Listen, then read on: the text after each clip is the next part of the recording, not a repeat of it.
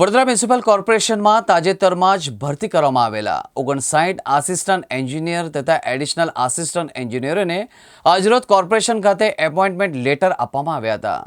Vadodara municipal કોર્પોરેશનના સ્ટાફની અછત હોવાના કારણે તેની અસર રોજબરોજની કામગીરી પર થતી હોવાની અવારનવાર ફરિયાદો પણ થઈ રહી હતી। ત્યારે કોર્પોરેશન દ્વારા હવે ભરતી પ્રક્રિયા હાથ ધરવામાં આવી હતી।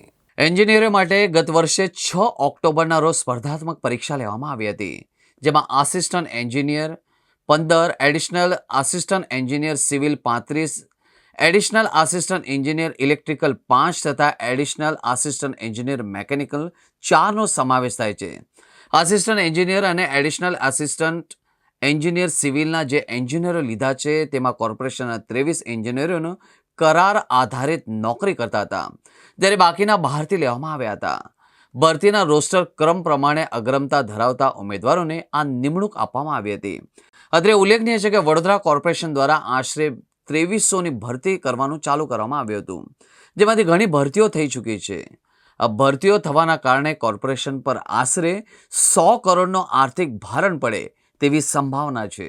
આજે માન્ય મેયરશ્રી, ડેપ્યુટી મેયરશ્રી, સ્ટેન્ડિંગ કમિટીના ચેરમેનશ્રી, પક્ષના નેતા અને અમારા વહીવટી પાંખના અધિકારીઓ એમની હાજરીમાં 59 જેટલા આસિસ્ટન્ટ એન્જિનિયર અને એડિશનલ આસિસ્ટન્ટ એન્જિનિયર એમના નિમણૂક પત્ર જે છે એનો વિતરણનો કાર્યક્રમ અહીંયા હતો અને આજે ફોર્મલી બધા અમારા કોર્પોરેશનમાં જોડાયા છે।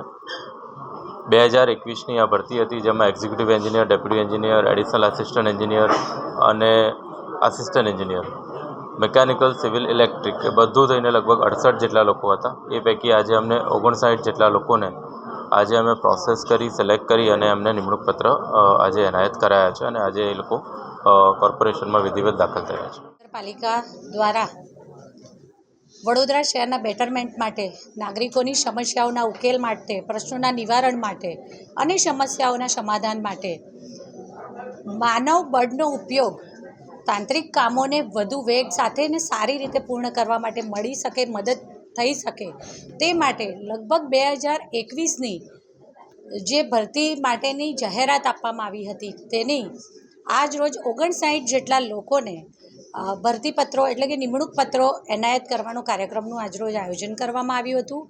લગભગ 59 જેટલા લોકોને આજે નિમણૂક પત્ર મળ્યા છે, જેમાં કોર્પોરેશનમાં કામ કરતા પરંતુ આ પરીક્ષા જે 6/10/2024ના રોજ લેવામાં આવી હતી તે પરીક્ષા આપી અને તેમને 23 જેટલા જેમણે વડોદરા મહાનગરપાલિકામાં કામ કર્યાનો અનુભવ પણ છે, તો સાથે 36 જેટલા નવા જે લોકોએ આ સ્પર્ધાત્મક પરીક્ષા આપી હતી અને સરકારશ્રીની આ પારદર્શક જે નીતિ છે તેના દ્વારા એ લોકો ઉત્તીર્ણ થઈ અને આજે આ નોકરી પ્રાપ્ત કરી છે। વડોદરા મહાનગરપાલિકાના સેવા સદનમાં પોતાની સેવાઓ આપવા માટે એ લોકો આજથી નિમણૂક પત્ર મેળવેલ છે, તે સૌને હું ખૂબ અભિનંદન પાઠવું છું।